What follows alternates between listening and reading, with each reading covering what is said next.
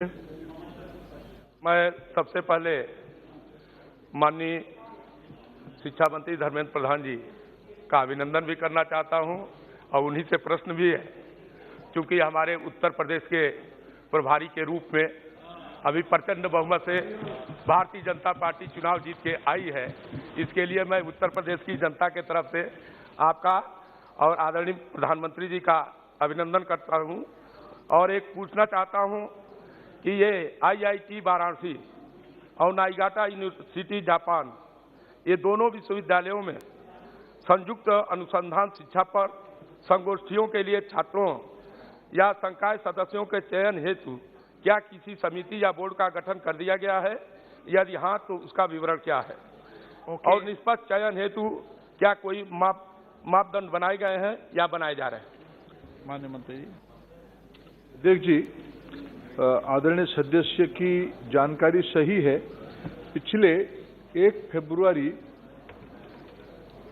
2022 में BHU की IIT और निगाटा यूनिवर्सिटी जापान के अंदर रिसर्च की सेक्टर में एक MOU हुई है।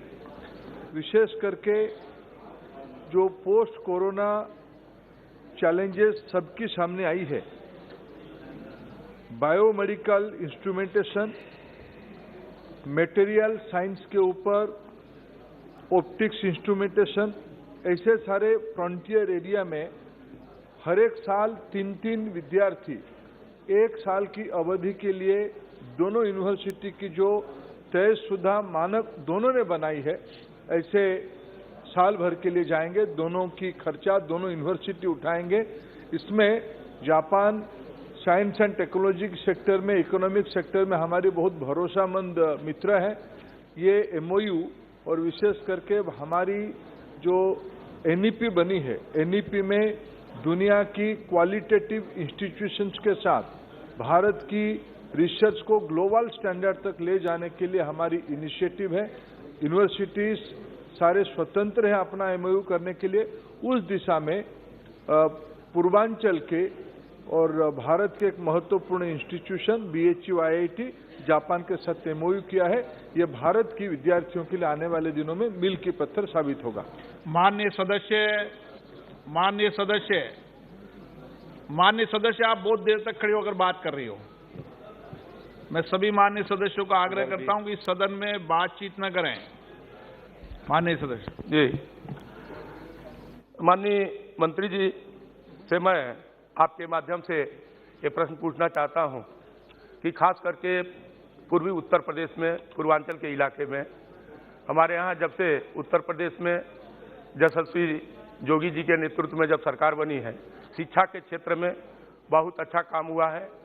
और हम ये चाहेंगे कि क्या मदन मोहन मालवीय प्रौद्योगिकी विश्वविद्यालय गोरखपुर, जो पूर्वी उत्तर प्रदेश का बहुत बड़ा शिक्षा का केंद्र है, जिसमें ये विश्वविद्यालय अनुदान आयोग से 12B स्टेटस मिल चुका है, और किसी अन्य देश के ऐसे ही विश्वविद्यालय के साथ ऐसा ही कोई समझौता करने का विचार सरकार रखती है, जिससे कि गोरखपुर एवं निकटवर्ती जनपदों के छात्रों को भी वैश्विक ज्ञान का लाभ मिल सके?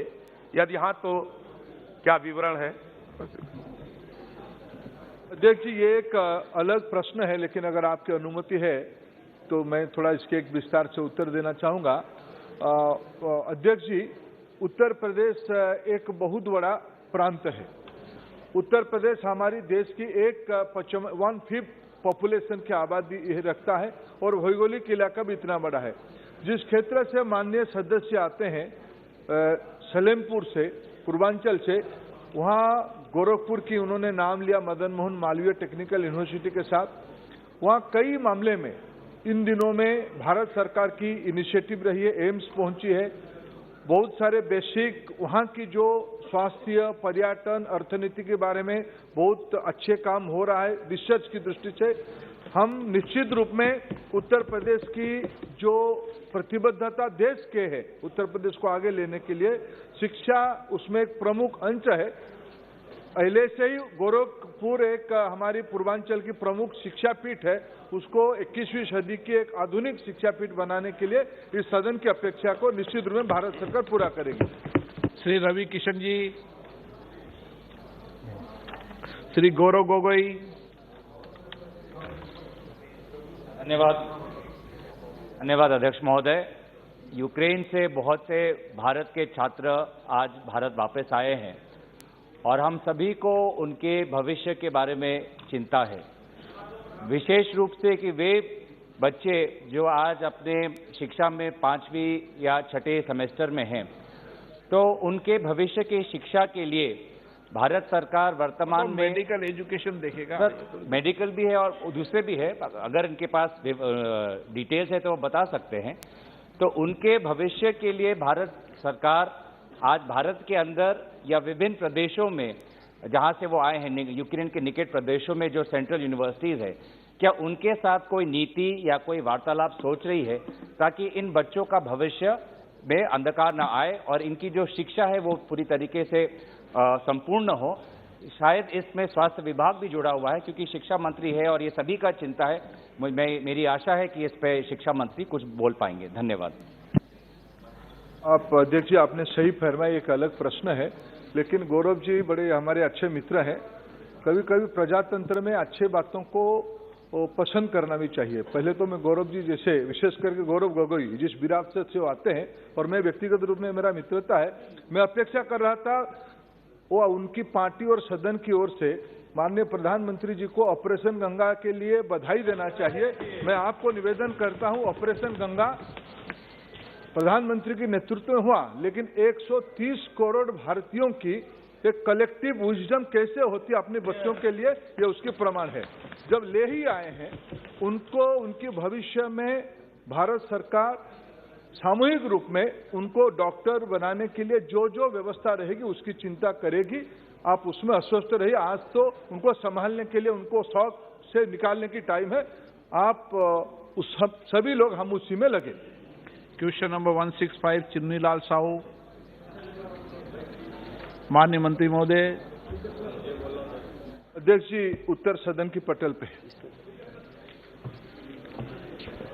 अध्यक्ष महोदय, आपके माध्यम से माननीय शिक्षा मंत्री जी से मैं प्रश्न किया था कि अनिवार्य बाल शिक्षा अधिकार 2009 में के तहत जो निजी और शासकीय विद्यालय है उसमें आर्थिक रूप से कमजोर जो बच्चे हैं उनके प्रवेश के संबंध में माननीय मंत्री जी के द्वारा जो जवाब आया है वो उससे मैं संतुष्ट हूं, लेकिन एक प्रश्न माननीय मंत्री जी से एक पूछना चाहता हूं कि सभी कक्षा 9 से 12वीं तक निजी एवं शासकीय विद्यालयों में सभी राज्यों में एक समान पाठ्यक्रम प्रारंभ करने जा रहे हैं क्या, और कब तक, ताकि हमारे छत्तीसगढ़ जैसे प्रांतों के भी विद्यार्थी केंद्रीय स्तर पे तकनीकी शिक्षा, चिकित्सा शिक्षा जैसे प्रवेश परीक्षा है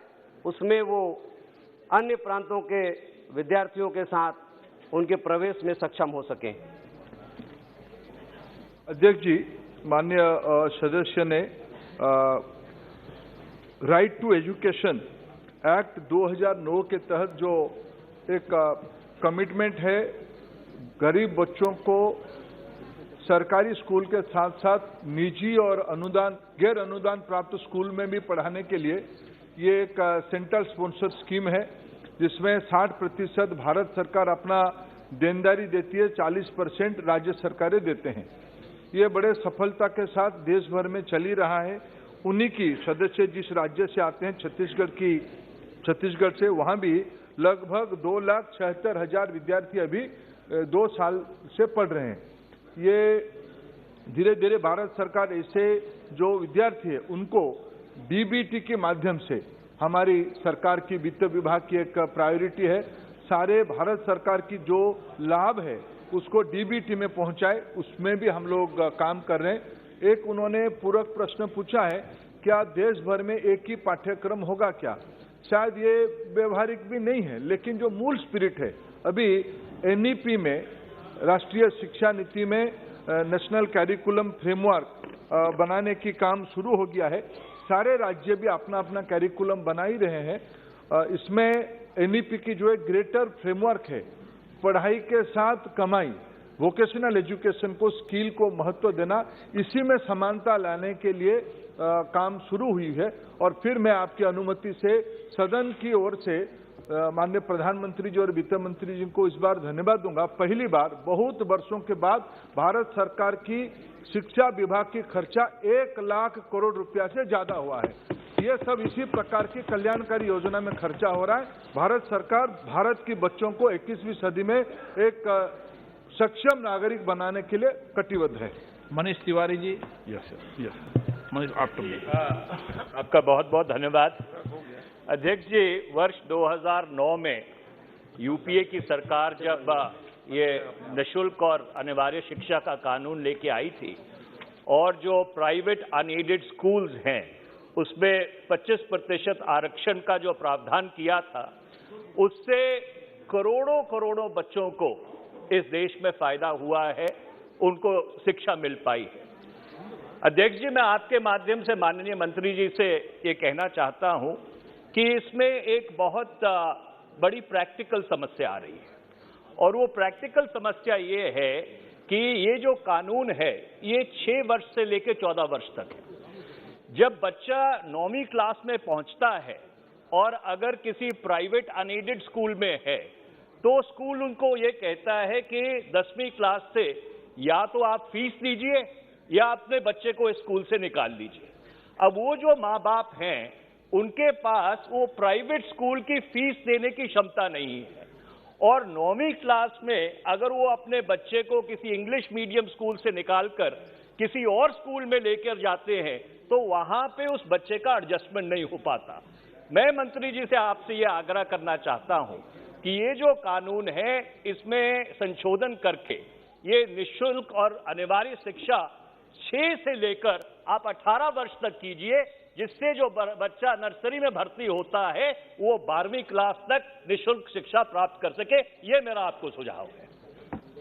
अध्यक्ष जी, देर सही दुरुस्त, यूपीए की क्रेडिट तो उन्होंने लिया 2009 की, लेकिन एक अष्टवक्र कानून उन्होंने लाया, उन्होंने आज स्वीकार किया। मैं मनीष जी प्रामाणिक आदमी है, उनको धन्यवाद। पार्टी के बारे में भी अच्छा भी बोल देते बीच बीच में, दिल की बात। उन्होंने कहा कि 2009 वाला कानून पर्याप्त नहीं था। मैं भी आज पार्लियामेंट सदस्य, आज पब्लिक पॉलिसी स्टूडेंट की मैं इसको स्वीकार करता हूं। 8वीं के बाद वो समस्या आती है। अध्यक्ष जी, शिक्षा एक राज्य की विषय, कॉन्करेंट लिस्ट में मासिक प्राथमिक शिक्षा राज्य की विषय है। भारत सरकार अपनी देनदारी देती है। कुछ निजी विद्यालय भी 9, 10, 11, 12 भी पढ़ा देते हैं। कानून में उसको परिवर्तन करना, राज्यों से चर्चा करना पड़ेगा, शेयरिंग की बात करनी पड़ेगी, लेकिन ये कंसर्न सबके सामने ध्यान में आई है। लेकिन जब हम पॉलिसी बनाते हैं, पॉलिसी को होलिस्टिक, ये प्रश्न तो 2009 में भी सोचा जा सकता था। गरीब विद्यार्थियों को अच्छा विद्यार्थी, अरे कई चीज सोच रहे, 1 लाख करोड़ वित्त, अरे मनीष जी, वित्त मंत्री जी अभी इस बार 1 लाख करोड़ रुपया दिए हैं, उसको भी धीरे धीरे सोचेंगे। अरे Raja ji, why you are jumping? अरे lot of thing will come up. Kani ji, अरे is not any issue, please, I am not yielding to you, please sit down. Manish ji, आपका सुझाव अच्छा है, ये विषय सदन धीरे धीरे जैसे, लेकिन मूल विषय हमको सदन को समझना पड़ेगा, ये राज्य के विषय है, राज्य के विषय। भारत सरकार अपनी जवाबदेही ले रही है। हमें इस बार चीजों को धीरे धीरे बजट बढ़ाते बढ़ाते हम आगे बढ़ा रहे हैं। श्री टी.आर. बालू जी, योर लीडर टी.आर. बालू। Sir, on behalf of my leader, Dr. M.K. Stalin, Honorable Chief Minister of Tamil Nadu, I profoundly congratulate Modi government, especially the Jai Shankar, who has brought all our students from Ukraine to Chennai. Now, sir, the problem arises. See, they have, in between the medical course, they could not continue and they came here, Tamil Nadu, elsewhere to India also. So my question is whether the students hailing from India who have gone for further studies to Ukraine could be taken to Russia using his Modi's clout with Russian government, is it possible to have them admitted in Russian universities No, no. and continue their study? If that is my... If Russia, the same subject matter is dealt by Russian government. No. आपको भी इजाजत दी है। So my friend should could kindly answer in affirmative, because the students' life should not be. See, all the people from Tamil Nadu who have gone for further studies are salaried people's sons. What's of ये विषय medical education का विषय है, क्योंकि medical student medical minister के under में आता है। मंत्री जी ने इसका जवाब ऑलरेडी पहले दे चुके हैं। No, he is a senior most minister, so he can. No senior, no junior, all minister equal. 166 Shri Krishnapal Singh Yadav ji. Question number 166। अध्यक्ष जी, उत्तर सदन के पटल पर रखा गया है। माननीय सदस्य। धन्यवाद अध्यक्ष महोदय। सर्वप्रथम तो मैं हमारे यशस्वी प्रधानमंत्री जी, माननीय मंत्री जी का बहुत बहुत धन्यवाद देता हूं, जो प्रधानमंत्री कौशल विकास योजना के अंतर्गत कोविड वॉरियर कोर्सेज की निर्मित की, जिससे कि स्वास्थ्य संबंधी शिक्षा व प्रशिक्षण लेकर कई युवाओं को कोविड पेशेंट्स की सेवा करने का सुअवसर प्राप्त हुआ व उनको रोजगार भी उपलब्ध हुआ। माननीय मंत्री जी ने तो कोविड काल में, जब ये पेट्रोलियम मंत्री थे, तब भी मेरे क्षेत्र के लिए काफ़ी राहत दी। CSR फंड से वहाँ पर oxygen plant, mobile hospital, ventilators, काफ़ी सुविधाएं उपलब्ध कराई। उसके लिए मंत्री जी का पूरे क्षेत्र की जनता की तरफ से बहुत बहुत धन्यवाद। माननीय, मेरा प्रश्न है, जो मैंने प्रश्न किया था उसके जवाब में माननीय मंत्री जी ने बहुत विस्तार से उत्तर दिया है। प्रश्न क्या है आपका? माननीय, जो कोविड वॉरियर कोर्सेज चालू किए थे, करीब मेरे पूरे देश में ही चालू हुए। मेरे मध्य प्रदेश में करीब 130 कोर्सेज चालू हुए, पर मेरे लोकसभा क्षेत्र में गुना और अशोकनगर, जो कि ग्रामीण इलाका है, वहां पर इस तरह के कोर्सेज चालू नहीं हुए थे। तो मेरा माननीय मंत्री जी से ये आग्रह है कि गुना जैसे आकांक्षी जिला है और अशोकनगर ग्रामीण क्षेत्र है, तो ऐसे क्षेत्र में कोविड वॉरियर कोर्सेज के सेंटर, स्किल सेंटर्स खोलने का कोई इस तरह का विचार है क्या? अध्यक्ष जी, आदरणीय सदस्य को मैं बताना चाहूँगा कि जो देश भर में लगभग हमारी टारगेट था कि 2 लाख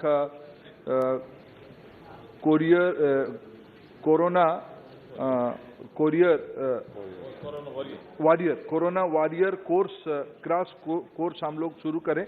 उसमें अंत तक ऑन जॉब ट्रेनिंग वाला ये कोर्स था। 1,18,386 कैंडिडेट सफलता के साथ ट्रेंड हो चुके हैं।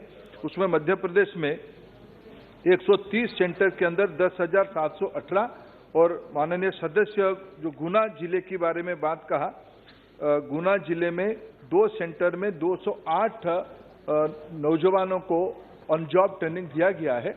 वो तो एक इमरजेंसी की व्यवस्था के लिए था। आगे धीरे धीरे हम लोग एक डिस्ट्रिक्ट स्किल कमेटी बना के उस जिले की जो आवश्यकता है और जिले से लोग जहां काम करने थे उस प्रकार की स्किलिंग सिस्टम डेवलप कर रहे हैं।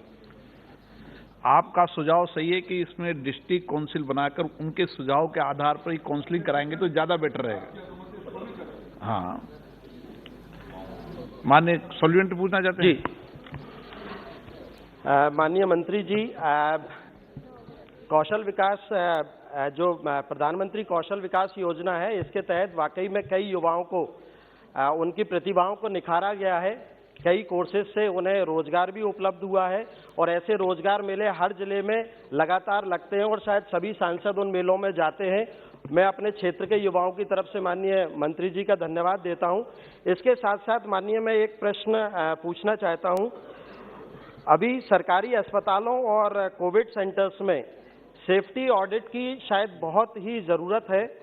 कई बार देखने में आया है कि ICU, इमरजेंसी वार्ड, कई जगह इलेक्ट्रिक शॉक सर्किट के कारण कई दुर्घटनाएं हो जाती हैं। तो मेरा माननीय मंत्री जी से ये आग्रह है और निवेदन है, क्या कोविड सेंटर्स और हॉस्पिटल्स की सेफ्टी ऑडिट के लिए आवश्यक टेक्नीशियंस के लिए स्किल डेवलपमेंट हेतु कोविड वॉरियर कोर्सेज में कुछ ऐसा प्रावधान करने का आगे विचार है क्या?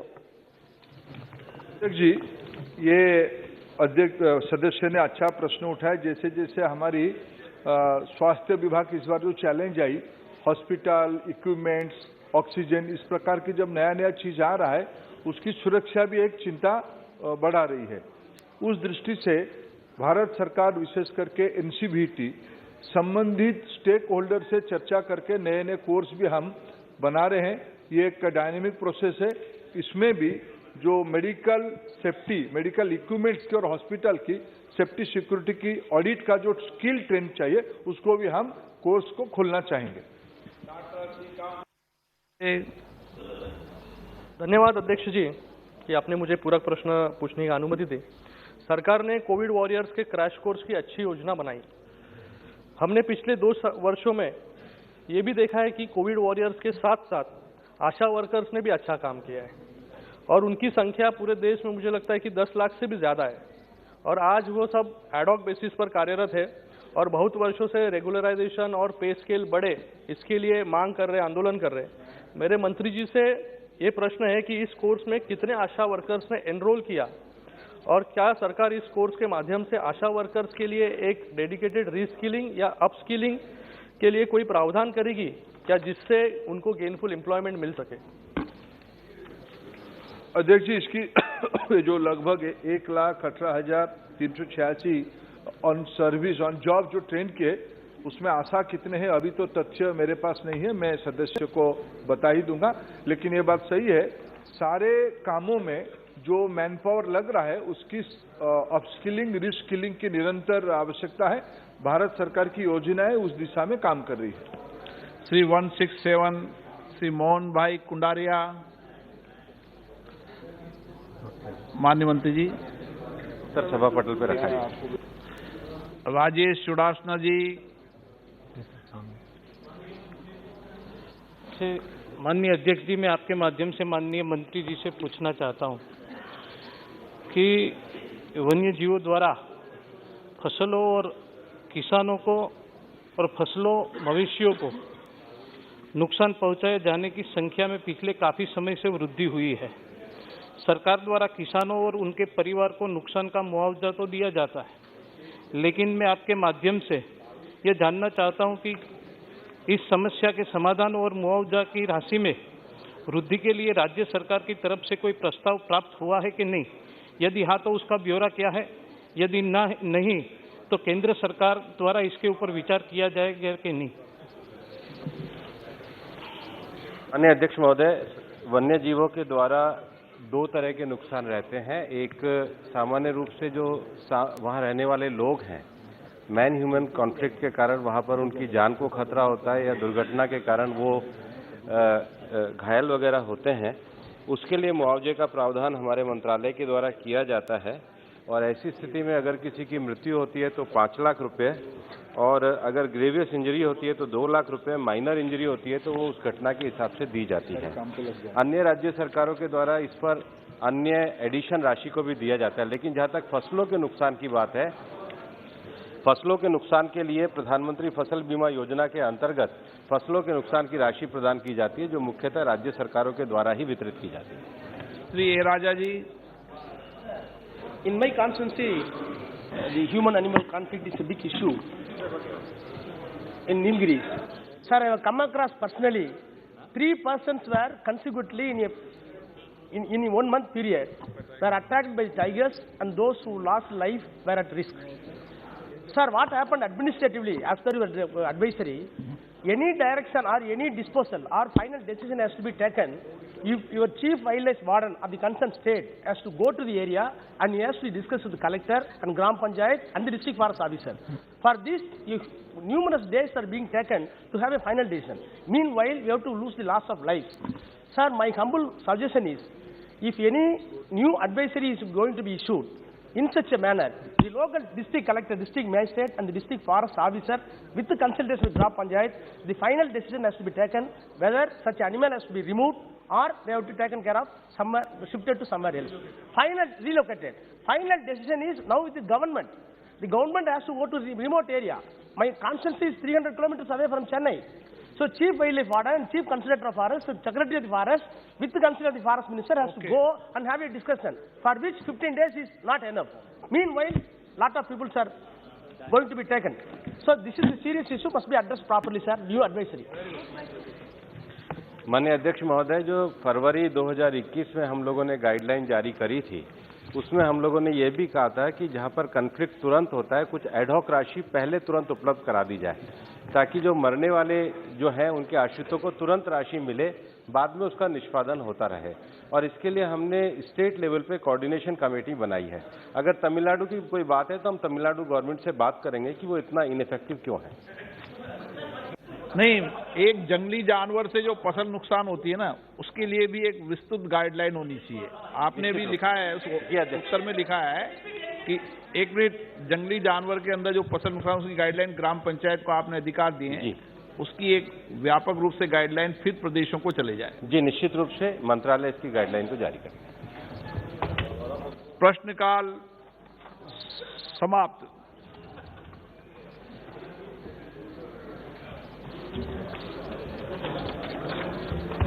जी, माननीय सदस्यगण, स्थगन प्रस्ताव की किसी भी सूचना के लिए माननीय अध्यक्ष महोदय ने अनुमति प्रदान नहीं की है।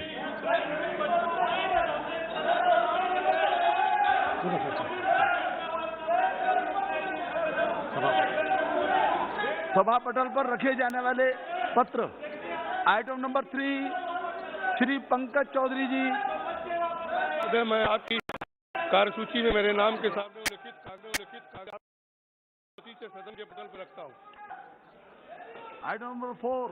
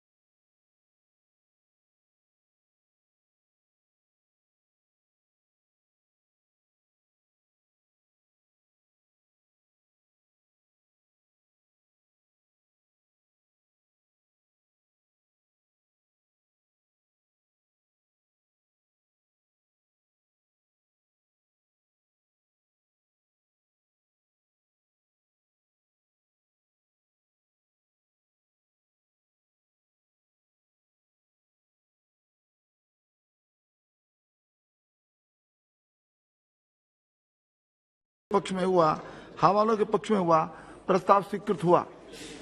Item number 17, Shri Brajendra Singh ji. I beg to move that this House do extend up to the 3rd of June 2022 the time for the presentation of the report of the Joint Committee on the Biological Diversity Amendment Bill 2021. प्रश्न यह है कि श्री ब्रजेंद्र सिंह जी द्वारा प्रस्तुत प्रस्ताव को स्वीकृत किया जाए। जो सदस्य प्रस्ताव के पक्ष में वो हाँ कहें, जो सदस्य प्रस्ताव के विरोध में वो ना कहें। मेरे विचार में निर्णय हवालों के पक्ष में हुआ, हवालों के पक्ष में हुआ, प्रस्ताव स्वीकृत हुआ। Item number 18, Shrimati Nirmala Sitharaman ji.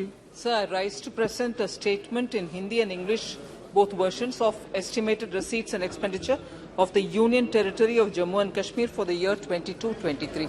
Number 19, again, Madam. Sir, I rise to present a statement, Hindi and English versions, showing the supplementary demand for grants in respect of the Union Territory of Jammu and Kashmir for the year 21-22.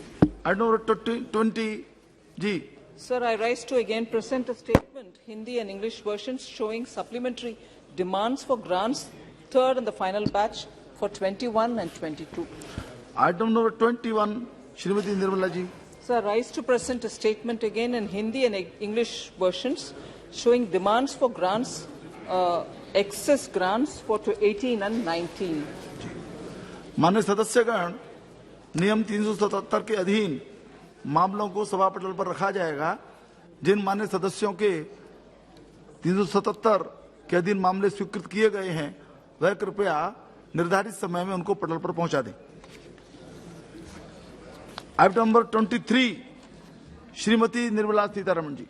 So this is a motion. I rise to move that this House do suspend Rule 205 of the Rules of Procedure and Conduct of Business in Lok Sabha, which provides that there shall be no discussion of the budget on the day it is presented to the House in its application to discussion of the budget for 22-23 and supplementary demands for grants for 21-22 of the Government of Union Territory of Jammu and Kashmir to enable the same day presentation of and discussion on the budget. Shri Manish Tiwari ji. Is that there are certain rules which form the basic structure of the rules of procedure for the conduct of business of this House and are therefore beyond the amending power of the House. Similarly, like certain features of the Constitution have been held by the Supreme Court in Keshav Nand Bharti's case to be beyond the amending power of Article 368, which applies to this House.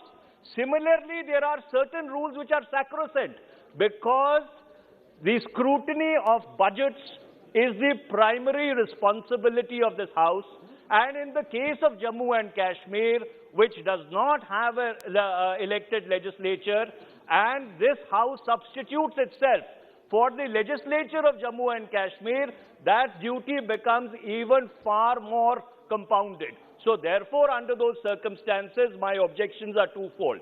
My first objection is I want a ruling from the chair that whether Rule 205 is within the scope of amendment as proposed by Rule 388 or it is beyond the amending power because it constitutes the basic structure of these rules. Number two, my submission is, Mr. Chairperson, that the budget which the Honorable Finance Minister has presented, it is a serious document, it is an important document. We should be given time to study it. So therefore, heavens will not fall that rather than have the discussion now, we don't even have the budget in front of us. We don't have the papers in front of us. What are we supposed to discuss in the House when we don't even have the papers in front of us? If this rule is, if this motion is carried, if this motion is carried and it is suspended, what is this House going to discuss? Where are the papers? Where is the budget? So under those circumstances, my submission is, heavens will not fall. Please allow us time. Let us have this discussion tomorrow. But more important than that, Mr. Chairperson, sir, I want a ruling from the chair whether Rule 205 can at all be suspended because it constitutes basic structure of the rules. Thank you. Thank you very. Please. We have given notice. That's why, sir. I have given notice of my objection in allowing this motion of Rule 205 of the Rules of Procedure and Conduct of Business. I fully support the observations made by Sri Manish Tiwari ji. Regarding Rule 205 is very specific that there shall not be. I would like to reiterate Rule 205, that is, there shall be no discussion. There shall be no discussion of the budget on the day on which it is presented to the House. Today now Madam has now presented the Jammu Kashmir budget for the year 22-23. Yes, we fully agree with it. So there cannot be a discussion on the same subject matter today. That is the first objection. Why? Because the Constitution of India provides for the scrupulous scrutiny of each and every penny which is being spent out of the Consolidated Fund of India, that is to be approved by the Parliament. Each and every penny out of the Consolidated Fund of India has to be approved by this Parliament. This is the right of the Parliament, right of the members of the House. We don't have a budget. Now, at present, just now, Madam has presented the budget. We don't have the copy. Now we have to go to the publication counter and get the copy of the budget and see whether the Jammu Kashmir industry is being protected. So, no way this motion can be allowed, number one. And number two is regarding Rule 215 and Rule 216. That is my second objection. That is a point of order for which I am seeking a ruling from you. Sir, because the order papers, the list of business shows that if item number 23 is carried on, Chairman, sir, kindly see, if item number 23 is, if this motion is carried on by this House, then item number 24 to 26 will be taken together for discussion. If item number 23 is carried on, if this motion is carried by this House, then we are going to take this 24 to 26 will be taken together. Sir, I am coming to two provisions, 215 of the Rules of Procedure and 216 of Rules of Procedure. I am reading Rule 216 of the Rules of Procedure. The debate on the supplementary grant shall be confined to the items constituting the same, and no discussion may be raised on the original grants, nor policy underlying them, save insofar as it may be necessary to explain or illustrate the particular items under discussion. Sir, 216 is very clear that the original demands for grants shall never be discussed with the supplementary demands for grants. Yes, I do expect that if the Speaker has ample right to suspend the rule, that I would agree. But there is a specific provision in the Rules of Practice and Conduct of Business by virtue of Rule 216. Original grants for demands shall never be discussed with the supplementary demands for grants. Sir, kindly see item number 2. All these original demands for grants for original budget is there, along with supplementary demands is also there. Supplementary demands and original grants shall never be discussed together. That is Rule 216. Rule 205 is a mandatory provision by virtue of the Constitution of India. It is having a constitutional backing also, because budget is the annual revenue expenditure that has scrupulous scrutiny of the budget provisions is required, for which time is required. Hence, my submission is, in no way this motion be carried. I strongly oppose this motion. जी धन्यवाद। देखिए माननीय सदस्यगण, आपने अपनी आपत्ति दर्ज कर दी है। आज के बिजनेस के अंदर यदि ये एजेंडा स्वीकृत हुआ है तो निश्चित रूप से माननीय अध्यक्ष जी की अनुमति से स्वीकृत हुआ है, और जैसा ऑनरेबल मेंबर ने भी कहा कि उनका अधिकार है और इस पर ज्यादा चर्चा करना उचित नहीं। आपने आपत्ति दर्ज कर दी। प्रश्न यह है कि श्रीमती निर्मला सीतारमण द्वारा प्रस्तुत प्रस्ताव को स्वीकृत किया जाए। जो सदस्य इसके पक्ष में वो हाँ कहें, जो सदस्य इसके विरोध में वो ना कहें। मेरे विचार में निर्णय हाँ वालों के पक्ष में हुआ, प्रस्ताव स्वीकृत हुआ।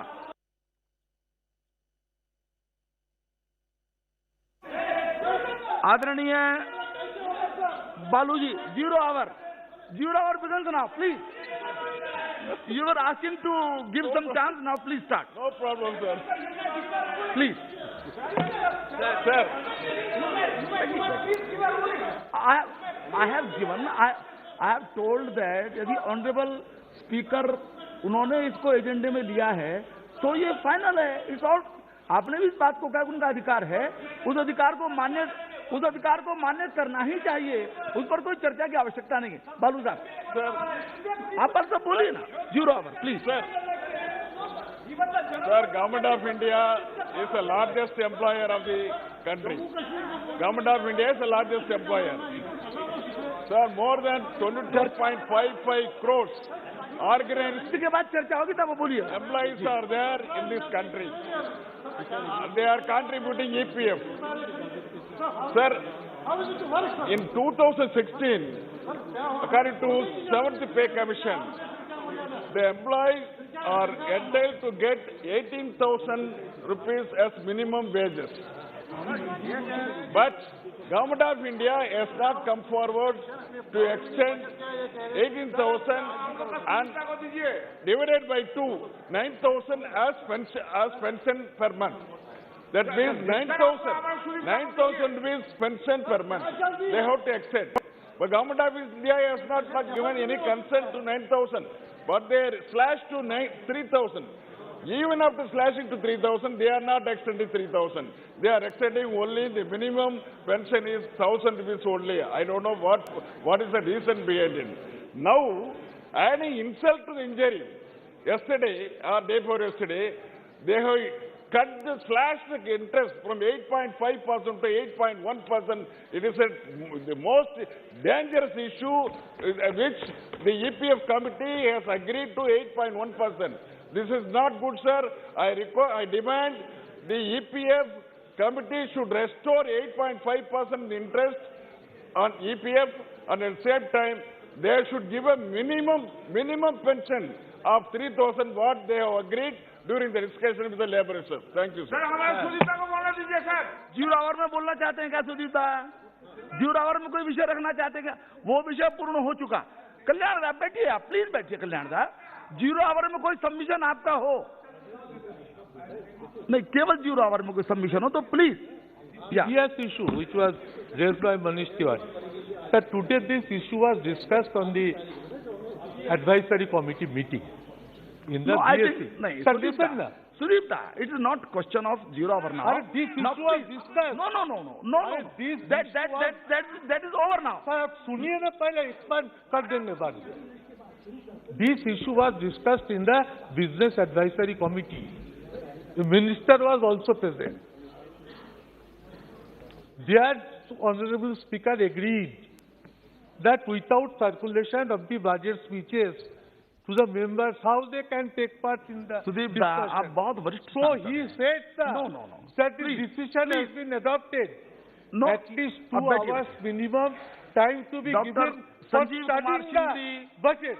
And then only the discussion can start. Nothing is going on. Otherwise, this discussion Sanjeev cannot Kumar start. After 2 hours, it will be discussed. After 2 hours, it will be discussed. आपका कोई नोटिस भी नहीं है और वो विषय पूरा भी हो चुका है। कल्याण साहब बैठ जाइए। डॉक्टर संजीव कुमार सिंगरी है क्या? 2 hours, doctor Krishnapal Singh Yadav ji please. Nothing will go on record except that of Shri Krishnapal Yadav ji. धन्यवाद अध्यक्ष महोदय, जो आपने मुझे शून्यकाल में बोलने का अवसर दिया। सर्वप्रथम तो मैं भारतीय जनता पार्टी के इन 4 राज्यों में प्रचंड जीत के लिए हमारे यशस्वी प्रधानमंत्री जी, सम्माननीय श्री नरेंद्र मोदी जी, राष्ट्रीय अध्यक्ष श्री जेपी नड्डा जी, सम्माननीय श्री अमित शाह जी व वरिष्ठ नेतृत्व व कार्यकर्ताओं को बधाई देता हूं।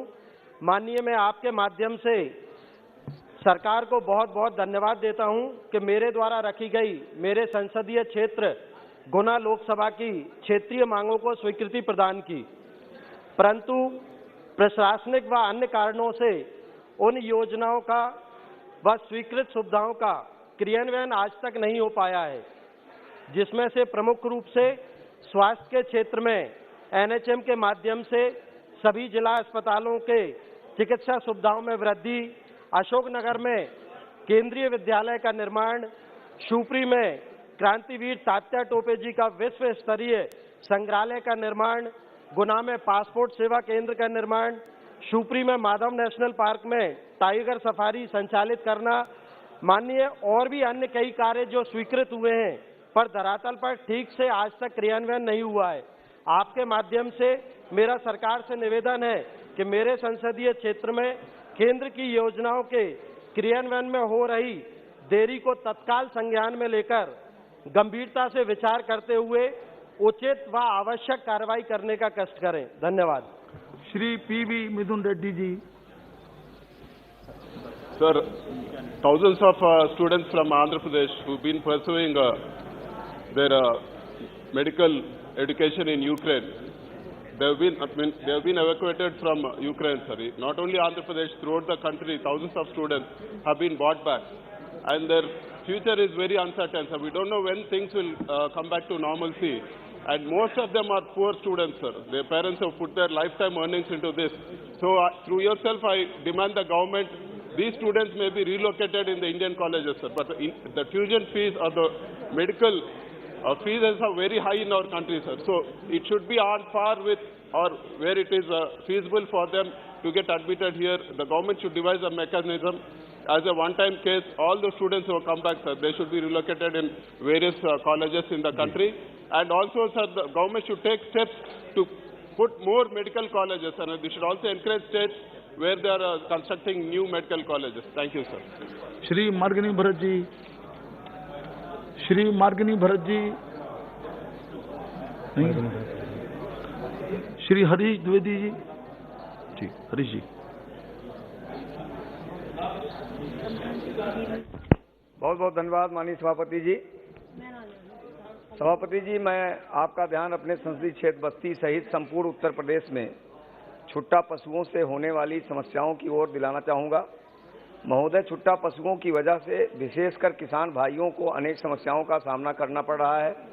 ऐसे पशु मेरे संसदीय क्षेत्र बस्ती के ग्रामीण क्षेत्रों में किसान भाइयों की खड़ी फसलों को व्यापक नुकसान पहुँचा रहे हैं, जिससे किसानों की गाढ़ी कमाई और खून पसीने की मेहनत बर्बाद हो जा रही है। साथ ही साथ छुट्टा पशु गली मोहल्ले से लेकर व्यस्त सड़कों, विशेषकर हाईवे आदि पर दुर्घटना व यातायात जाम का कारण बन रहे हैं, जिससे राहगीरों को भी कठिनाइयों का सामना करना पड़ रहा है। अतः उपरोक्त समस्या की गंभीरता को देखते हुए मैं आपके माध्यम से सरकार से यह मांग करता हूं कि मनरेगा निधि के अंतर्गत प्रत्येक गांव में गौशालाओं का निर्माण कर उनमें छुट्टा पशुओं के रहने की व्यवस्था सुनिश्चित की जाए, जिससे किसानों के फसलों का नुकसान होने से बचाया जा सके। धन्यवाद। श्री राजमोहन उन्नीथन जी।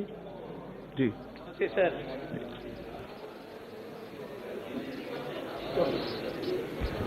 while we are rightly focusing on saving lives in Ukraine, I would like to take this opportunity to remind about the living. The incident that unfolded in Ukraine on 25th February 2022 have left the whole dumbstruck. The crisis is one that Indians cannot ignore owing to sizable population of Indians who live in Ukraine. According to the data tabled by the Ministry of External Affairs in 2021, India had over 18,000 students enrolled in various universities in Ukraine. Almost a quarter of international students in Ukraine are Indians, more than Russia and France. The government of India claimed that over 15,920 Indian nationals have been brought back to India on 76 flights under the evacuation mission Operation Ganga. However, more than 1,000 students, mostly Keralites, are still trapped in Sumy. They are waging a grim battle for survival with the supplies depleting, fast exit routes to safety blocked by fierce fighting. So I request the Honorable External Minister to take necessary and quick steps to bring back the Kerala students stranded in Sumy. As all we know, their life is at stake in Ukraine. It is also a fact that thousands of Indian students returning from war-torn Ukraine are facing the issue of rehabilitation. The course of events in Ukraine has dashed their hopes and dreams. It is difficult to predict how long it will take for things to return to normalcy in the country and how long it will take for the stranded students at various stages of education to complete their education. So I request the government of India to let the Indian students from the Ukraine complete their MBBS and pursuing other streams in Indian universities. If they are accommodated in Indian colleges, their careers won't be geo paradise. If not, their future will be in peril. Thank you very much, sir. Shri N.K. Premchandran ji. Thank you, Chairperson, sir. Sir, I would like to draw the attention of the Honorable Labour Minister, Bhupendra Singh Yadav ji, regarding the ESI ceiling limit. Sir, ESI Corporation, that is Employee State Insurance Corporation, is one of the major social security schemes, which is benefiting lakhs and lakhs of workers in our country, both in the organized sector as well as in the unorganized sector.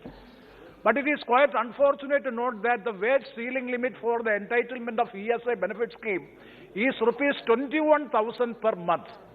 This 21,000 per month was fixed in the year 2017, January 1. Subsequent to 2017 January, so many revision of wages have took place, so many long-term agreements have come to place, and the living index has also increased like anything.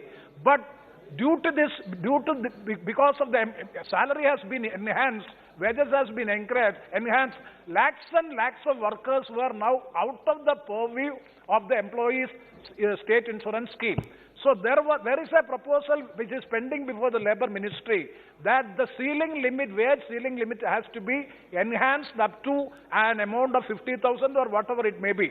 So I urge upon the Honourable Minister to kindly respond whether the government is thinking to enhance the wage ceiling limit of ESI entitlement. If that be, please respond to this. I urge upon the government to enhance rupees 21,000 per month to 50,000 so that lakhs and lakhs of workers in the organized as well as unorganized sectors will be benefited by means of the ESI scheme.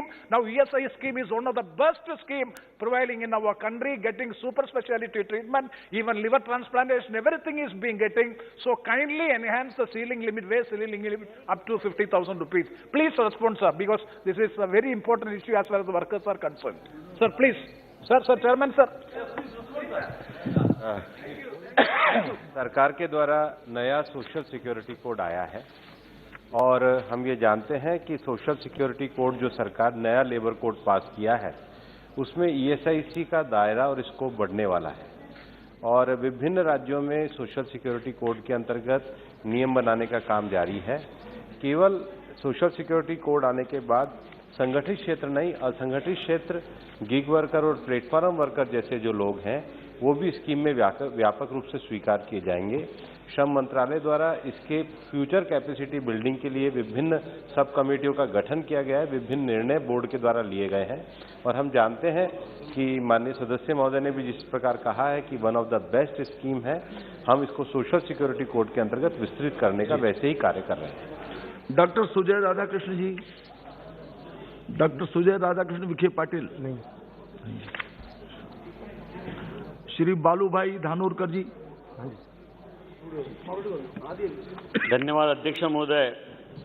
Maharashtra के चंद्रपूर जिला मध्यवर्ती सहकारी bank में संचालक मंडल का कार्यकाल 2012 से 2017 तक खत्म होने के बावजूद 2021 तक 2 बार नौकर भर्ती में आर्थिक घोटाले होने पर 2 क्रिमिनल केसेस दर्ज है। हाल ही में मार्च 2022 को महाराष्ट्र सरकार के सहकार विभाग ने 165 पदों को नौकरी भर्ती की मंजूरी दी है। माननीय सुप्रीम कोर्ट ने कोर्ट के जून 2021 के जारी आदेश में जिन जिला बैंकों के संचालक मंडल का कार्यकाल पूरा हुआ वहां प्रशासक नियुक्त करे और चुनाव हो, लेकिन सीडीसीसी बैंक पर प्रशासक नियुक्त नहीं किया। इसी बैंक ने जनरल मैनेजर पर धोखाधड़ी के 2 क्रिमिनल केसेस दर्ज होने पर भी रिजर्व बैंक, नाबार्ड और सहकार विभाग के गाइडलाइन की अवहेलना करके 2021 को जीएम नियुक्त किया। इन सब बातों पर कंप्लेंट होने पर भी महाराष्ट्र सरकार के सहकार विभाग ने कोई कार्रवाई सीडीसीसी बैंक पर नहीं की है। अध्यक्ष महोदय, एपीजी शिपयार्ड घोटाला देश के सबसे बड़ा बैंकिंग घोटाला है। 2014 के बाद 5 लाख करोड़ रुपए से अधिक की बैंक धोखाधड़ी हुई है। मैं किसी का नाम नहीं लूंगा, लेकिन हम सभी जानते हैं कि गुजरात राज्य से एक विशेष व्यवसायी है जिसे 2014 से सत्ता परिवर्तन के बाद एबीजी समूह को सबसे अधिक लाभ बैंकिंग धोखाधड़ी से हुआ है और इसी समूह को विशेष सुविधा के साथ जमीन भी दी गई थी। फिर भी सीबीआई के उनके खिलाफ मामला दर्ज करने के लिए 2 साल से अधिक समय लगा। मेरी सरकार से दरखास्त है कि सरकार और सहकार मंत्री जी क्या इसकी जांच या आदेश देंगे? धन्यवाद। Shri Saugata Rai ji. Sir, in the 0 hour, I rise to oppose the privatization and disinvestment policy of the Government of India. The government should not take whatever victories the ruling party has had in assembly election to ride roughshod on the workers. Already it has shown its teeth by reducing the interest rate in Provident Fund from 8.5% to 8.1%. Now, our fear is that with this victory, the government will go for indiscriminate privatization of public sector in selling the family silver. The finance minister mentioned in her budget speech that Air India has already been disinvested.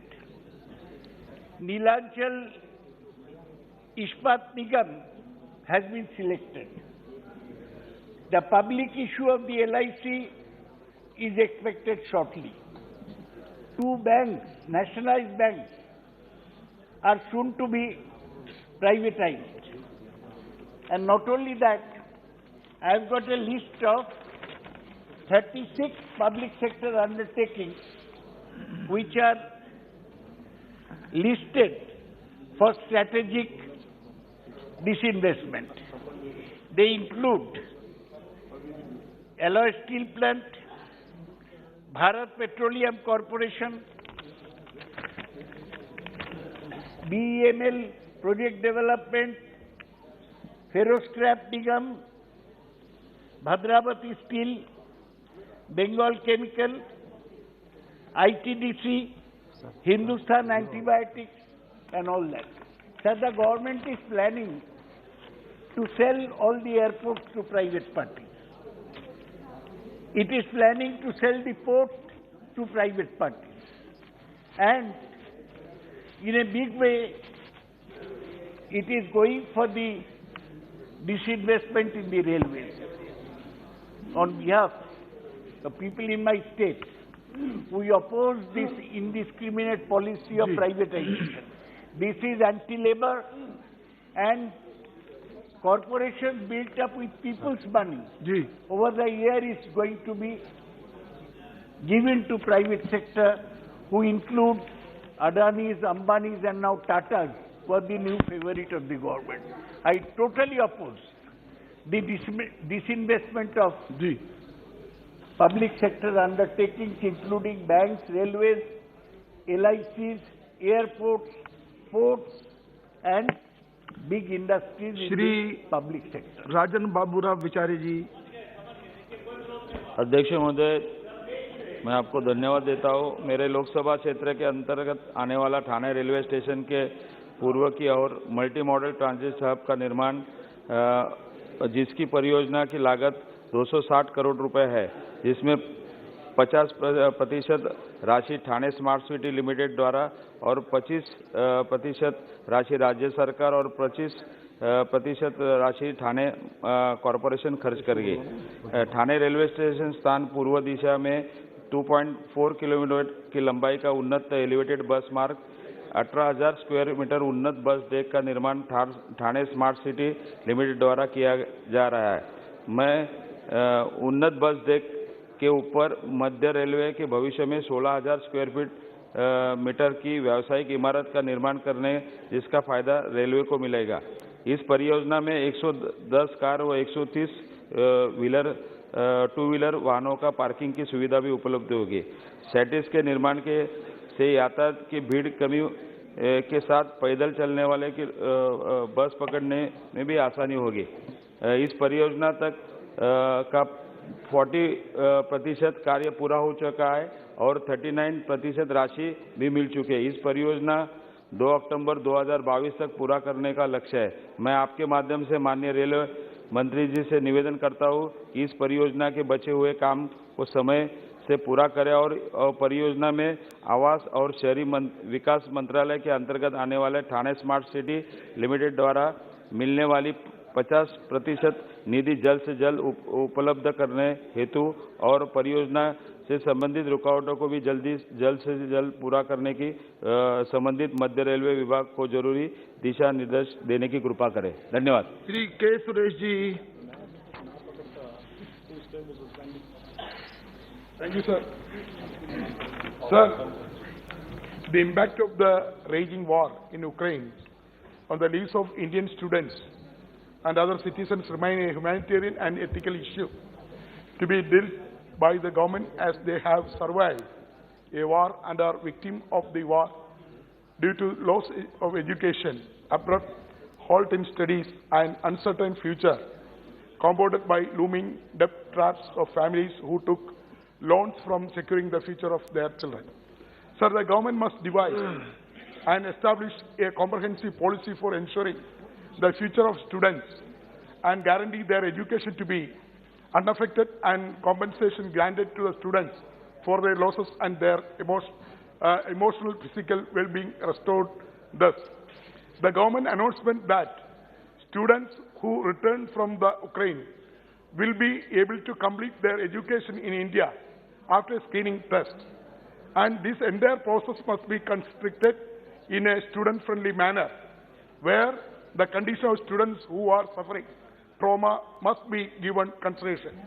The majority of students who have returned from Ukraine, their families are starring the significant debits, and by taking note of the situation, that is an act of war, which neither the student nor their families could foresee and is absolutely unexpected. By taking this fact into consideration, their education loan must be waived.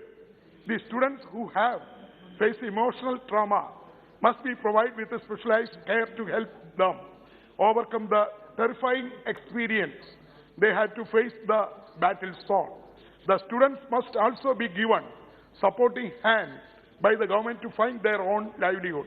By sensing the shortcoming in coordination and evacuation mission, the government must appoint a student welfare wing in every embassy and consular office of Indian foreign country that will be function round clock and master control room to be set up the External Affairs Ministry headquarters as policy intervention mechanism for every eventuality arising against the Indian students. So, therefore, I would like to request through you, sir, Honorable External Affairs Minister, come forward the House to make a statement in this regard. Thank you, sir. Shri Bellana Chandrasekhar ji. Ji. Thank you, Honorable Chairperson, sir. I stand here to raise the important issue pertaining to Pandur Khadi, sir. The Pandur town is located in the Srikakulam district of Andhra Pradesh. For several decades, the Weaver families belongs to backward Padmasali and Devanga communities in Pandur have been spinning Khadi. Therefore, the Khadi is popularly known as Pandur Khadi. The Pandur Khadi has shown its mark during the Indian freedom movement. The Khadi became the favorite handmade garment of Mahatma Gandhi. Fabrics and Pandur village are spun using the special variety of indigenous red and hill cotton. This cotton is mostly brought from Nimalavalsa village in the Laver Mandal of Srikakulam district. Moreover, weavers used to single spindle for spinning the fabrics. The usage of both red cotton and a single spindle for spinning the fabric makes Pandur Khadi garments unique in terms of quality and quantity.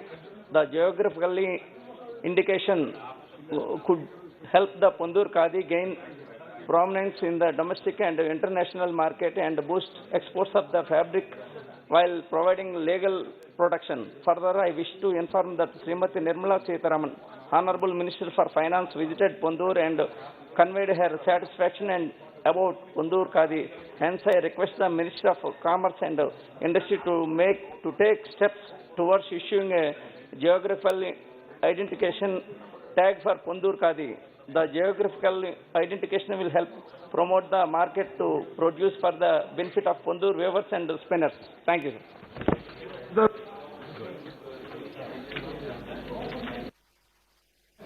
आपको बहुत बहुत धन्यवाद। हमारी लोकसभा इटावा और उस इटावा क्षेत्र में एक बहुत बड़ा क्षेत्र यमुना और चंबल दोनों नदी हैं जो मध्य प्रदेश के सीमा पर हमारा क्षेत्र एक तरह से बीहड़ का बहुत बड़ा क्षेत्र है और वो उस क्षेत्र में सबसे बड़ी समस्या लंबे समय से पानी की समस्या रही।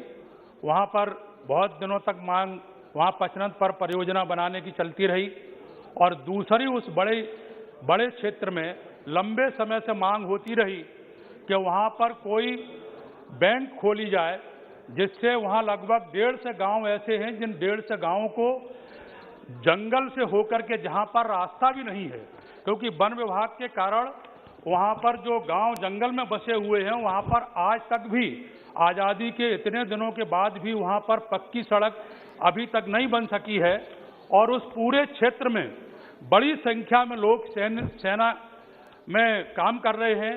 उनकी जो घर से जो महिलाएं हैं उनको एक लंबे दूरी पर बैंक में वहाँ जाना पड़ता है और इन्हीं सब मांगों को लेकर के वहाँ पर 1990 में वहाँ पर 2 बैंकें खोली गई, सेंट्रल बैंक खोली गई और ये दोनों बैंक हनुमंतपुरा चौराहे पर एक बैंक खोली गई और दूसरी पिपरौली गढ़िया पर यह बैंक खोली गई। महोदय, इसके बाद वहाँ पर दस्यु सम्राट बहुत सारे दस्यु वहाँ पर खड़े हुए और बड़े बड़े गिरोह जब हो गए तो उसके भय के कारण वो दोनों बैंकें वहाँ से लखनऊ शिफ्ट कर दी गई और चकन्नगर शिफ्ट कर दी गई। महोदय, वो 150 गांव अब वहाँ पर कोई दस्यु सम्राट नहीं रहे, कोई बड़े गिरोह नहीं रहे, लेकिन वो 150 गांव के लोग आज भी महिलाएं हमारी जो रास्ता नहीं है उन्हीं 30 किलोमीटर दूर लखनऊ में बैंक में जाना पड़ता है। मैं आपके माध्यम से माननीय वित्त मंत्री महोदया से मेरा अनुरोध है कि पुनः वहां पर हनुमंतपुरा चौराहे पर पुनः सेंट्रल बैंक को खोला जाए और पिपरौली गढ़िया में खोला जाए जिससे वहां की 150 गांवों की समस्या श्री मद्दिला गुरुमूर्ति जी, बहुत बहुत धन्यवाद। श्री मद्दिला गुरुमूर्ति जी, आप प्लीज कुछ pronounce correctly? Yes, sir. Yes, Please, sir. please. Yes, sir. Thank you, Honorable Chairman, sir. I would like to raise an important issue regarding EV charging infrastructure. EV charging infrastructure in line with the 2030 vision of converting all vehicles to electric vehicles. The government has encouraged usage of electric vehicles through initiatives like introduction of FAMA scheme, PLI scheme for automotive sector, and creation of e-Amrit portal to boost consumer knowledge and solve queries related to electric vehicles. According to Vahan portal, as of January 2022, there are 9.13 lakhs total registered EV vehicles in India. Among the total EVs sold in 21-22, the share of two-wheelers was the highest at 49%, followed by three-wheelers at 45%.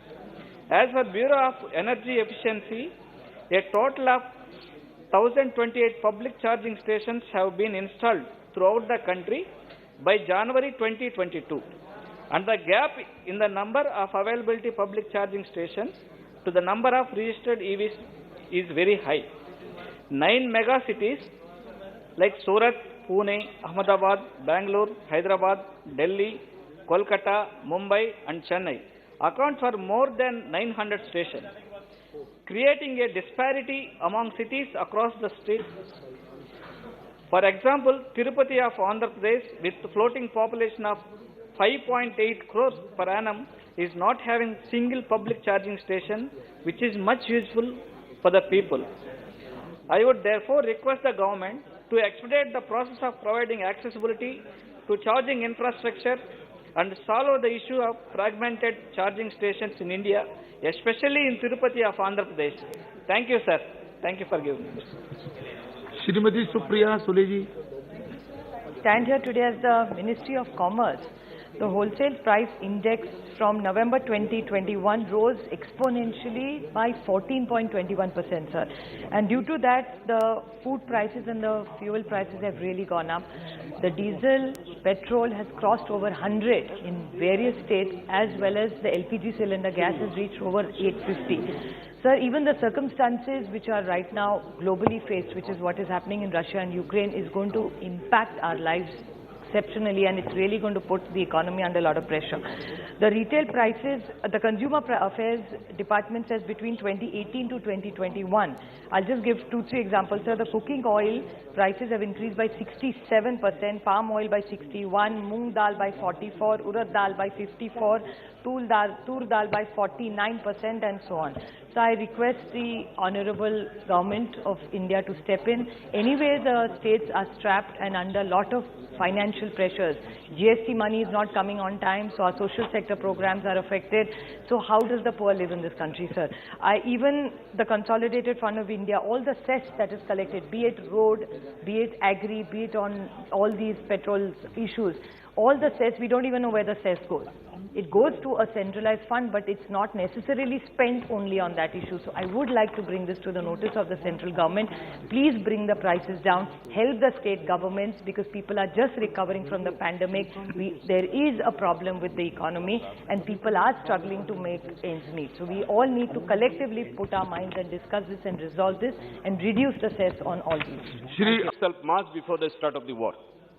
Sir, Indian citizens and students had to survive in such environments and had to cross over the neighboring countries on their own. Indian government provided aircrafts to bring back people, but Indian had to risk their lives and cross the borders, find their own means to reach to one of the borders. So in reality, this was not an evacuation from the war zone as being claimed.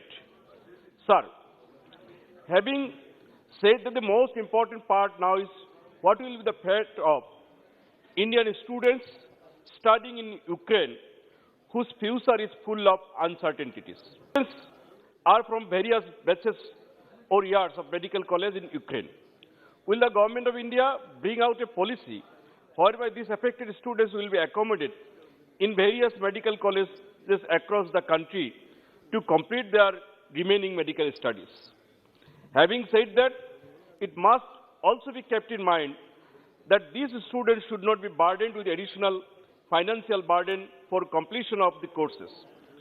Along with the students, the interns should also be equally placed in various medical colleges and qualification degrees be awarded to them. Thank you, sir.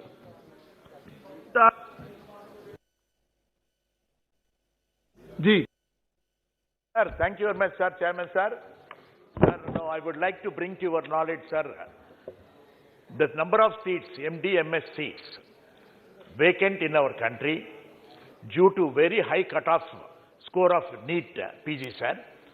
As per the data available in public domain, in the year of 2020 and 2019, total 4,614 seats and 4,002 of MD, MS seats remained vacant respectively, sir. Sir, the criteria of, getting into that, PG, MBBS students to qualify is based on 50%. Although cutoff, percentage reduces after two rounds of, medical counseling, still yet 4,614 MD, MS seats are vacant, sir, in our country, sir. So my request to you, sir, the cutoff, high cutoff score has to be reduced further, sir. Otherwise, we'll be losing a lot of valuable doctors in our country.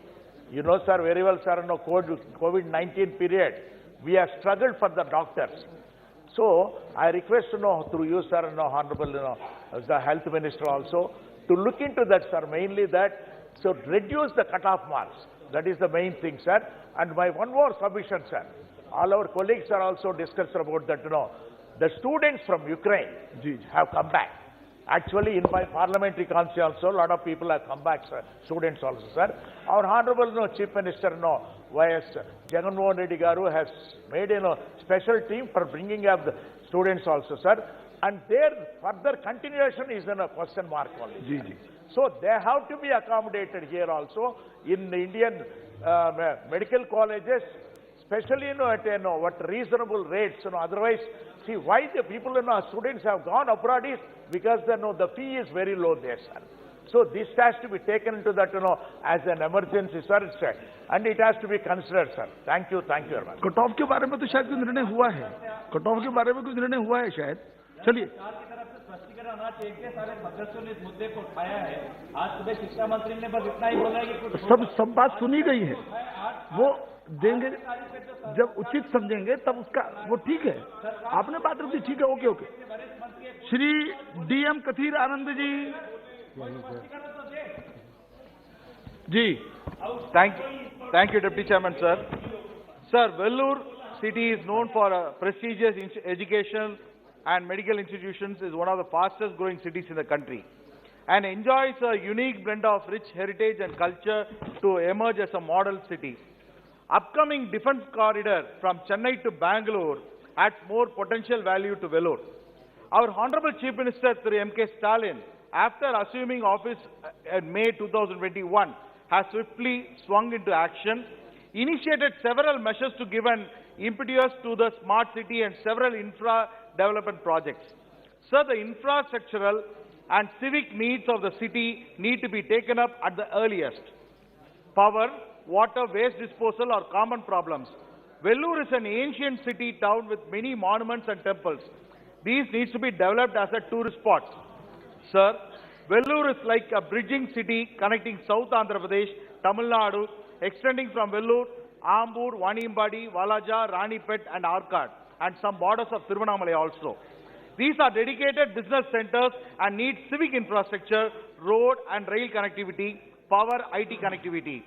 And also a lot of leather industries and tanning units are also there. Groundwater recharge mechanism has to be built in, needs a great attention. Sir, and also the cost estimated around 4,500 crores is required. In the previous years, Vellore has been selected as one of the model city, and money has been 1,000 crores has been put in, and still only a 50, not even 25% has been completed in Vellore. Rest of the city has to be also developed. We need infra projects. Therefore, through you, I request the Honorable Finance Minister and also the Treasury bench to allocate nearly about 4,000 to 4,500 crores for the Vellore city project. And also, sir, I would like to ask through you, sir, from Chennai to Bangalore, if you are on the Nahai highway, whenever if you have any accidents happen on the road, there are no medical institutions on the road because lot of accidents are taking place. Therefore, through you, the need of the hour, I request the Nahai agency to install first aid mechanism on the road, sir. Thank you, sir. Shri Khagen Murmu ji. धन्यवाद सभापति महोदय, आपने जो मुझे अपने वक्तव्य को बांग्ला भाषा में रखने का अनुमति प्रदान किया है, इसके लिए मैं आपका आभार व्यक्त करता हूं। माननीय सभापति महोदय, আমি আপনার মাধ্যমে এই পবিত্র সদনে আমার নির্বাচন ক্ষেত্রের ব্যস্ততম মালদা টাউন রেলওয়ে স্টেশন, যেখান থেকে প্রতিদিন চিকিৎসার জন্য, ব্যবসা বাণিজ্যের জন্য এবং ব্যক্তিগত জরুরি কাজে সহস্রাধিক সংখ্যায় মানুষ দিল্লি, বেঙ্গালুরু, চেন্নাই সহ বিভিন্ন ভারতের বিভিন্ন স্থানে, দক্ষিণ ভারতের বিভিন্ন স্থানে যাতায়াত করেন। মহোদয়, যাত্রী সংখ্যার তুলনায় মালদা টাউন স্টেশনের উপর দিয়ে যাতায়াতকারী ট্রেনের সংখ্যা ও বরাদ্দ অনুযায়ী আসন সংখ্যা অনেক কম, তাই যাত্রীদের কনফার্ম টিকিট না পাওয়ার ফলে খুবই অসুবিধার সম্মুখীন হতে হচ্ছে। তাই মাননীয় অধ্যক্ষ মহোদয়, আপনার মাধ্যমে রেলওয়ে বিভাগের মাননীয় মন্ত্রীর দৃষ্টি আকর্ষণ করে নিম্নলিখিত প্রস্তাব রাখতে চাই। মহোদয়, আমার প্রথম প্রস্তাব, মালদা টাউন স্টেশন থেকে দিল্লি, চেন্নাই, বেঙ্গালুরু নতুন সুপারফাস্ট প্রিমিয়াম এক্সপ্রেস ট্রেন চালু করা হোক। দ্বিতীয় প্রস্তাব, বন্দে ভারত এক্সপ্রেস ট্রেনের স্টপেজ মালদা টাউন স্টেশনে দেওয়া হোক এবং প্রতিটি শ্রেণীতে কমপক্ষে একটি করে কোচ মালদার জন্য বরাদ্দ করা হোক। এবং তৃতীয় প্রস্তাব, মালদা টাউন স্টেশনের উপর দিয়ে যাতায়াতকারী প্রত্যেকটি দূরপাল্লার ট্রেনগুলিতে বরাদ্দ আসন সংখ্যা বৃদ্ধি করা হোক। ধন্যবাদ মহোদয়। श्री सुनील बाबूराव मेढे। धन्यवाद सभापति महोदय, मैं आपके माध्यम से आदरणीय ग्रामीण विकास मंत्रालय का ध्यान महाराष्ट्र में हो रहे हैं मनरेगा के काम में जो अनुचित प्रकार है उस ओर आकर्षित करना चाहता हूं। जहां तक महाराष्ट्र की बात है, करीब करीब 800 करोड़ रुपए की राशि अभी तक के मनरेगा की जो खर्च नहीं हुई है वो उन्हें स्किल काम के ऊपर खर्च करनी है, आवंटित करनी है। मगर जहां तक वो लोग स्थानिक एमएलए को विश्वास में रखते हुए बिना ग्राम पंचायत के ध्यान में लाते हुए डायरेक्टली सभी काम महाराष्ट्र सरकार मंत्रालय की ओर से एक यादी निकालती है और जो एमएलए उनको चाहते हैं उन लोगों को डायरेक्ट वो काम दिए जाते हैं जो अनुचित प्रक्रिया का पालन है। केंद्र सरकार द्वारा अभी तक के जितने भी पैसे 800 करोड़ रुपए भेजे गए हैं उसमें से 25 करोड़ रुपए मेरे जिले में आवंटित हुए हैं, जिन्हें डायरेक्ट बिना प्रक्रिया का पालन करते हुए डायरेक्टली आवंटित हुए हैं।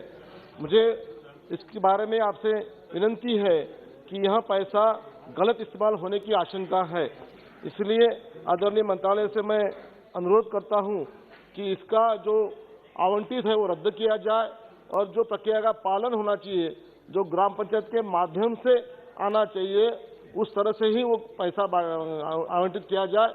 आपके माध्यम से अनुरोध करता हूँ। धन्यवाद। डॉक्टर संजीव कुमार सिंगरी आए क्या? नहीं है जी। Shri Margani Bharat ji, Shri doctor Sujay Radha Krishna ji.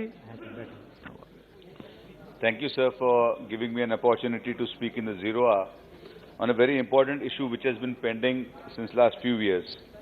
So I represent the Ahmednagar Lok Sabha constituency, and in my district, which has got an immense religious tourism potential due to holy places such as Shirdi Sai Baba Temple and Shani Shingnapur Temple. Both these places draw a lot of devotees across the world, which have been increasing since the temples have been open for worship post-COVID. The increase in the number of tourists have resulted in demand for providing better transport connectivity to Shirdi through an intercity train between Shirdi, Ahmednagar and Pune. So the demand of intercity express has been pending for a long time because of limited connectivity by train. The commuters and the tourists have to travel via road, which usually take 5 to 6 hours. And due to this heavy traffic, there is a lot of inconvenience as well. So I would like to request the government through you, sir, to start an intercity train between Shirdi, Ahmednagar and Pune, which will not only benefit tourists traveling to Shirdi, but also provide relief to thousands of working professionals, students, businessmen and citizens who travel on this route frequently for work or educational purposes. Thank you, sir. Shri Benny Behnanji. Sir, through this submission, I want to bring the notice of the August House the problem facing by the type 1 diabetic patients and the kidney patients. Sir, approximately there are 2 lakh children in India living with type 1 diabetics. It is an autoimmune disorder characterized by insulin deficiency, resulting from progressive destructions or damage of the insulin-producing beta and the pancreas. High sugar condition, hyperglycemia, and low sugar condition, hypoglycemia, both leads to further complication in the brain, kidney, heart, etc. of a type 1 diabetic child. These children can live only with the help of life-saving devices and medications such as insulin, glucometer strips, lab tests, etc., which are very expensive that even a moderate income family cannot afford. Sir, it is learned that many countries consider type 1 diabetic as a disability and provide special assistance to these children. This is also ensure universal availability of insulin and sugar monitors of children with the type 1 diabetics, and also providing them with a suitable environment outside their homes. According to the statistics available with the Kerala, there are about 2,000 children in my state. Therefore, I urge the government to include these children with the type 1 diabetics in the disability category, and also to provide reservation for all such children in areas of higher studies, along with the possible assistance and relief of these children. Besides, it will be immense help if the mothers of these children are given priority for daily wages work under government scheme, as it will bring the parental relief to the daily struggle to meet the huge expense of the medical treatment of the children.